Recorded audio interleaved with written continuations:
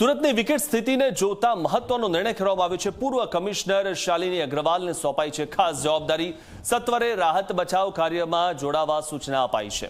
સુરતના પૂર્વ municipal commissioner છે શાલિની અગ્રવાલ।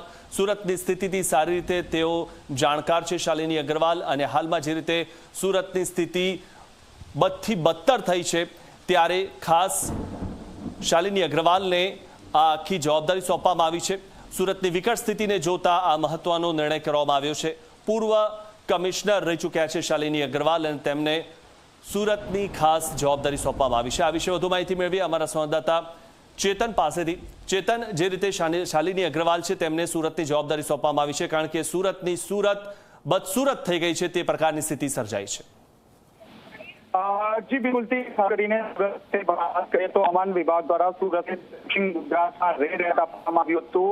ત્યારે સુરત શહેરમાં 13 ઇંચ જેટલો વરસાદ એક દિવસમાં ખાબક્યો હતો, જેને કારણે જળબંબાકારની પરિસ્થિતિનું નિર્માણ થયું હતું। પહેલી વખત એવી ઘટના ધોધમાર વરસાદના કારણે 70% વધુ જેટલા છે અસરગ્રસ્ત થયા હતા, અને જ્યાં 2.5 ફૂટ જેટલા જે પાણી છે તે ભરાઈ ગયા, જે પરિસ્થિતિ વિકટ બની હતી। ત્યારબાદ પૂર્વ મ્યુનિસિપલ કમિશનર શાલિની અગ્રવાલે જવાબદારી રૂપે સુરત બોલાવવામાં આવ્યા હતા। પૂર્વ મ્યુનિસિપલ કમિશનર શાલિની અગ્રવાલ સુરત શહેરના પોલીસ કમિશનર, સુરત શહેરના કમિશનર એમ નાગજન સાથે બેઠકનું આયોજન કરવામાં આવ્યું। જેના ખાસ કરીને પાણીનો નિકાલ કઈ રીતે કરો તે અંગે ચર્ચા વિચારણા કરવામાં આવી હતી।